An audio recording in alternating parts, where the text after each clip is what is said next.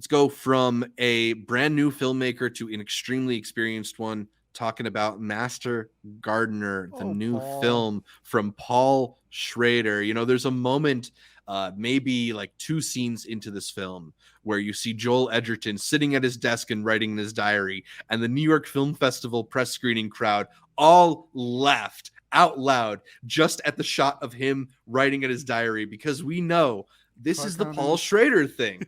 This he First reform, like he has not been never. It's never missed. Yeah, my man's loves to plagiarize off himself, and this is another film where we're talking about a guy with a mysterious, violent past, and what it's like when he meets people who challenge that in him. This one follows a mysterious gardener who helps both a wealthy dowager and a new employee at the garden he runs, both of whom have dark secrets of their own. With Joel Edgerton, Sigourney Weaver, and Quintessa Swindwell, who I didn't know about until Master Gardener, and now I saw again in Black Adam Black just the past Adam. week. So Yeah. Quintessa is blowing up. But Art, did you enjoy Master Gardener? Why'd you got to say that one? There's multiple words besides enjoy that you can use. But look, I respect all of Paul Schrader's movies, and I love the approach that he has to them. This is, as Connor's saying right there, I have not seen Mishima, but he usually has sad man, looks back, tries to fix what he's done, Yes. or alter it in some way. And like you said, some of the revelations that you get in this movie, I think, is what left a lot of people questioning. Like, okay, well, once I know that, I don't know if I could look back. I don't know if I can agree with what a lot of these characters are doing, especially with how hastily they get into making some of these decisions in here. But Yeah. look, Sigourney Weaver plays her character very well, because obviously there is a lot of history to this man and the people who he's worked with, and how they all may think of the same accord. And then you have the gardeners who are coming in, who, with him being the master one, is kind of like working with everybody.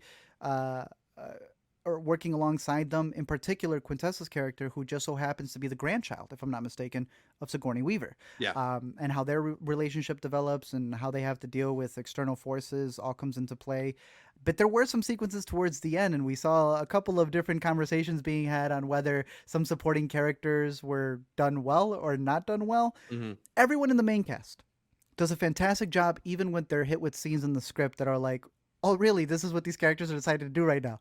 They somehow, through the direction and through the performances of the leads, are able to feel like a weird decision a character made and not something that came out of nowhere. But there are some supporting performances where it felt Yeah. like we were still seeing the rehearsal. And some critics tried to argue about that. I'm like, no, no, no, my G. Like, maybe you've never met people who would be in that scenario, but they don't act like that. Those felt like the rehearsal moments of a sequence that's supposed to be very violent, and Mm-hmm. I think those were the moments that kind of caught me off guard. Felt like they were still doing the Clint Eastwood first take and then Yeah. calling it quits.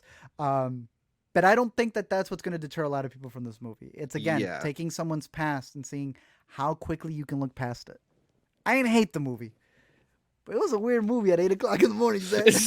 Yeah, maybe not like a good 10 a.m. watch. And, it is Paul Schrader on the script. So there are some really great lines in this one. There are some banger quotes. And then there are a couple moments that are a little bit like I could have probably used a little bit more of a detailed rewrite there. I think Schrader has this tendency to occasionally use some pretty stilted dialogue in his films, and I think the idea, or at least what some people try to explain it away as, is it's this sort of like you strip the emotion out of a line reading in a way that sort of makes it more interpretable for an audience. It's kind of like you become a blank slate that the audience can project emotion on. But pairing that with certain scenes that happen here just creates kind of like a silly quality that does not help the moment, right? Like it just sort of feels performed rather than lived. And I think you need a movie like this to feel lived. And I don't know, when we talk about the like recent trilogy of films that he's embarked on, First Reformed, Card Counter, and now this, that apparently is going to be made into a quadrilogy soon. I think I've been getting diminishing returns off all of them. I liked Card Counter. I love First Reformed. This one I thought was just okay. Maybe good in moments, but doesn't all add up in the same way that I think those last films did. I think I have him ranked the same way you do. Yeah. So I'm still going to show up for a Paul Schrader movie, but not necessarily my favorite one. Although I'm glad it's not his last. There was a lot of rumors that this would be his retirement film. Yeah, boy was sick too, so I'm glad the man's up and running. Hopefully, Yeah, no. recovered from COVID.